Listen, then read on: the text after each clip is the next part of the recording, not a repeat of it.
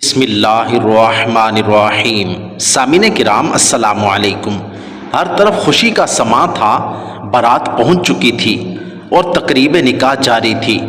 نکاح خواہ نے دلہا سے اس کا نام پوچھ کر لکھا اور پھر اس کے والد کا نام پوچھا، لیکن دلہا اس سوال سے گھبرا گیا اور نکاح خواہ سے کہا، ہم دو ہی ماں بیٹا ہیں، میں نے کبھی اپنی والدہ سے اپنے والد کا نام پوچھا ہی نہیں، لہٰذا میں اپنی والدہ سے پوچھ کر آتا ہوں۔ یہ کہا اور گھر چلا گیا۔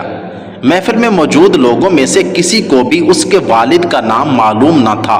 گھر میں داخل ہو کر اس نے والدہ سے اپنے والد کا نام پوچھا۔ والدہ بھی گھبرا گئی اور گمسم خاموش ہو گئی۔ دلہا نے کئی بار اپنی والدہ سے پوچھا اور آخر کار شدید طیش میں آ گیا اور غصے میں اپنی ماں سے نہ جانے کیا کیا اول فول بکتا رہا۔ گھر میں جمع تمام عورتیں بھی خاموشی سے ماں بیٹے کا مکالمہ سن رہی تھیں اور حیران تھی کہ آج تک یہ سوال کرنے کا خیال ہمیں کیوں نہیں آیا، جبکہ ماں بیٹے کی زندگی اسی محلے میں گزری ہے۔ یہ چھوٹا سا تھا جب سے ہم ان دونوں کو اپنی گلی میں اسی مکان میں دیکھ رہے ہیں۔ اس عورت نے شاید اپنے بچے کو اسکول بھی اسی لیے داخل نہیں کروایا تھا کہ اس کے باپ کا نام تو جانتی نہیں۔ اچانک اس نے اپنی ماں سے کہا، اگر تو مجھے میرے باپ کا نام نہیں بتا سکتی تو اس شرمندگی کی زندگی سے بہتر ہے میں خودکشی کر لوں۔ جیسے ہی ماں نے بیٹے کے یہ الفاظ سنے تو تڑپ اٹھی اور بھاگ کر اسے روکا اور کہا، میری بات سن لو، پھر جو جی میں آئے کر لینا۔ چند عورتیں آگے بڑھیں اور اس نوجوان کو اپنے اقدام سے روک لیا کہ پہلے اپنی ماں کی بات تو سنو۔ پورے گھر میں خاموشی طاری تھی، سبھی اس عورت کے لب ہلنے کے منتظر تھے کہ وہ گویا ہوئی، پاکستان بننے کے بعد ہمارے والد، چچا، بھائیوں اور خاندان کے تمام مرد و عورت ہجرت کر کے پاکستان کے لیے عازم سفر ہوئے۔ راستے میں کسی جگہ ہمارے قافلے پر ہندوؤں بلوائیوں نے حملہ کر دیا۔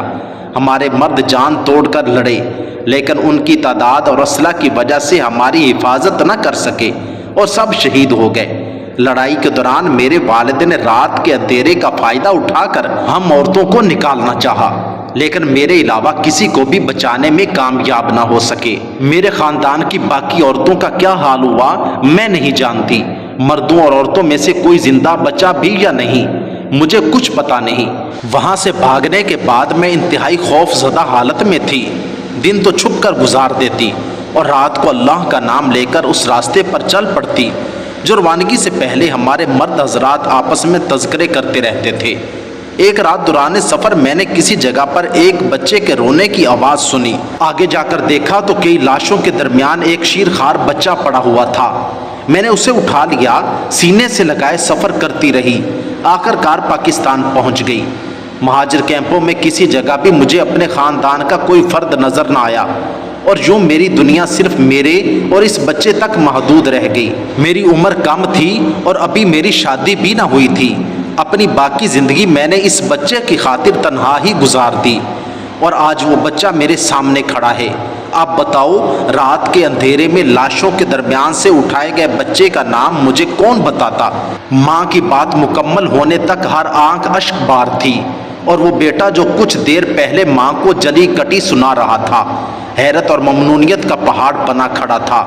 پھر شرمندگی کے ساتھ آگے بڑھا اور اس عورت کے احسانات کا بوجھ اٹھائے اس کے قدموں میں گر گیا۔ میرے نہایت ہی محترم و قابل قدر قارئین کرام، جن صاحب نے یہ واقعہ سنایا تھا ان کا دعویٰ تھا کہ وہ اس تقریب میں موجود تھے اور اس کے عینی شاہد بھی تھے۔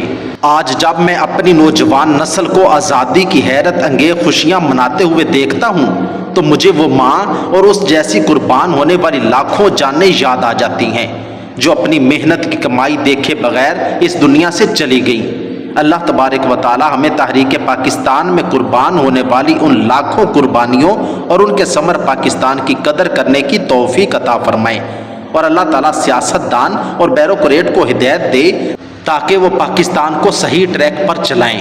آمین ثم آمین۔